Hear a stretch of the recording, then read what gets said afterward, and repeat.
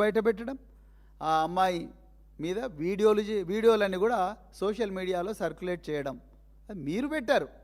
మీ సహకారంతో వీళ్ళు పెట్టిండ్రు, బీజేపీ వాళ్ళు పెట్టిండ్రు. మళ్ళీ మీరు బీఆర్ఎస్ వాళ్ళని అంటున్నారు. నిజంగా ఈ కేసులో తెలంగాణ ప్రజలందరికీ కూడా తెలుసు ఏ పార్టీ ఈ అమ్మాయి ఈ మైనర్ బాలిక వైపు నిలబడ్డది, ఏ రెండు పార్టీలు భగీరథ్ వైపు నిలబడ్డవి అనేది తెలంగాణ పిల్లలందరూ కూడా చాలా క్లియర్గా అర్థమైంది.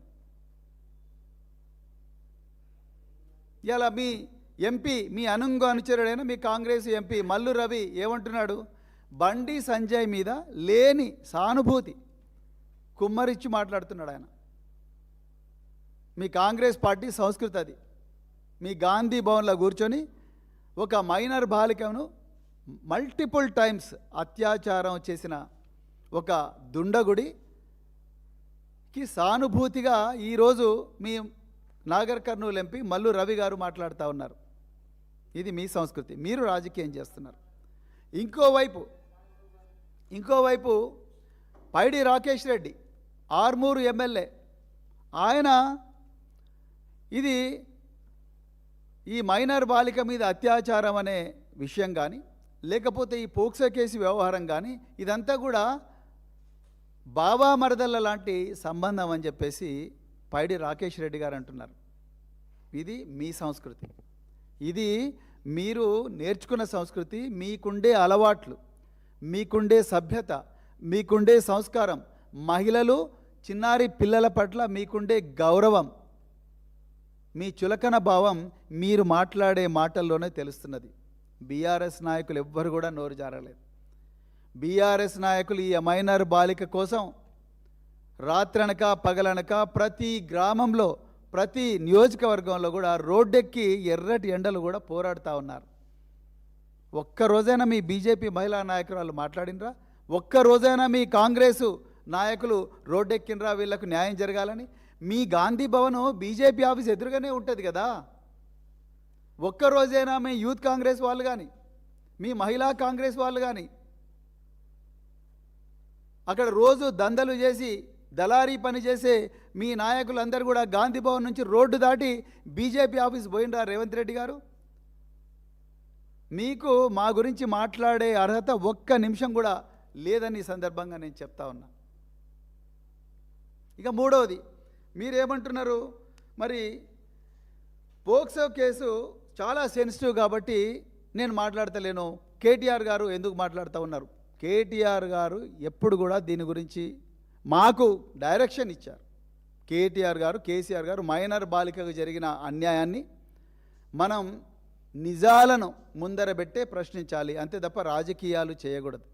మేము ఎక్కడ కూడా రాజకీయాలు చేయలేదు. మేము ప్రతి చోట కూడా ఇగో ఇలాంటి ఎఫ్ఐఆర్లు ముందర పెట్టుకొనే మాట్లాడుతున్నాం.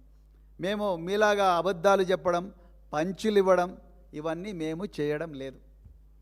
మా అగ్రనాయకత్వం మాకు చాలా క్లియర్గా చెప్పింది, నిజాలు ఉంటేనే మాట్లాడాలి.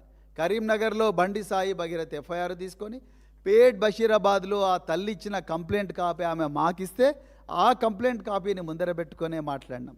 మీరు బయటికి సమాచారం పొక్కనివ్వకుండా బండి సంజయ్ని, బండి సాయి భగీరథ్ను కాపాడాలని శతవిధాలా ప్రయత్నం చేస్తున్నా సోషల్ మీడియాలో వస్తున్న సమాచారాన్ని నిర్ధారించుకొని దాని తర్వాతనే ఈ ప్రెస్ మీట్కు వచ్చింది బీఆర్ఎస్ పార్టీ.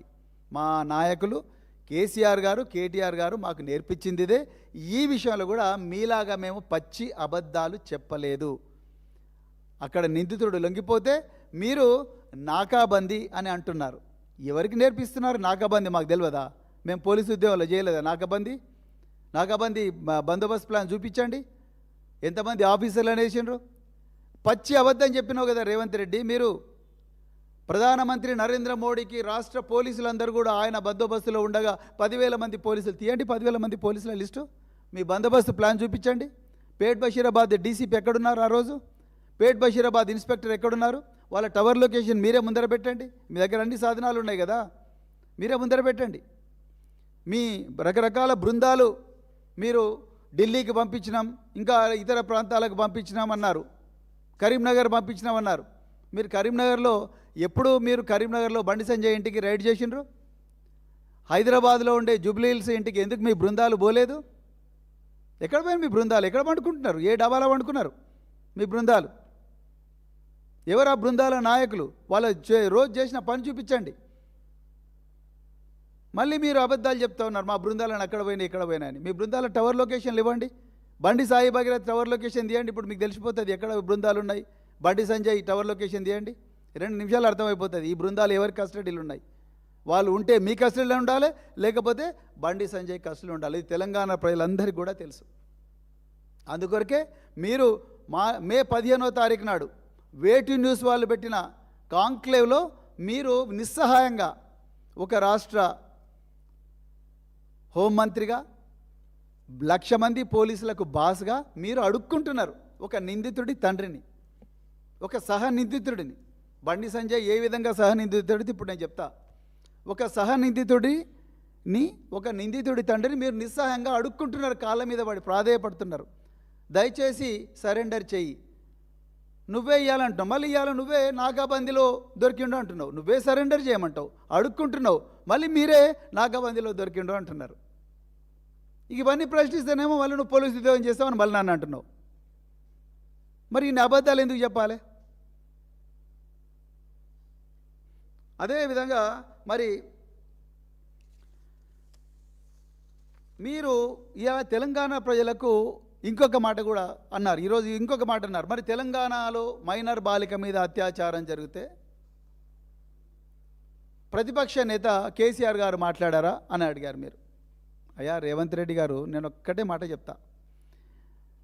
మేము పార్టీలో ఒక జనరల్ సెక్రటరీ స్థాయిలో ఇన్ని నిజాలు తీసుకొచ్చి కేసీఆర్ గారి ఆదేశాల మేరకు ఇన్ని నిజాలు తీసుకొచ్చి ప్రజల ముందర పెడితేనే నువ్వు మతి భ్రమించి మాట్లాడుతూ ఉన్నావు. ఇక కేసీఆర్ గారు దీని మీద మాట్లాడడం మొదలుపెట్టినట్టే నీ మైండ్ బ్లాక్ అయిపోతుంది. ఇక మీరు ముఖ్యమంత్రి కార్యాలయానికి రాలేరు. ఇక ప్రజలు పూర్తిగా ఏవయించుకుంటారు, మొత్తం కూడా కథమైపోతారు. మాకే నువ్వు మేము మాట్లాడే మాటలకే తట్టుకోలేకపోతున్నావు, మేము ముందర పెట్టే నిజాలకే మీరు తట్టుకోలేకపోతున్నారు. ఇక కేసీఆర్ గారు దీని గురించి మాట్లాడితే మీకు అర్థమైపోతారు. ఇది వాస్తవం. ఇక నేను ఇంకొకటి అడుగుతున్నా, మీరు ముఖ్యమంత్రి హోదాలో మీరు ఏమంటారు?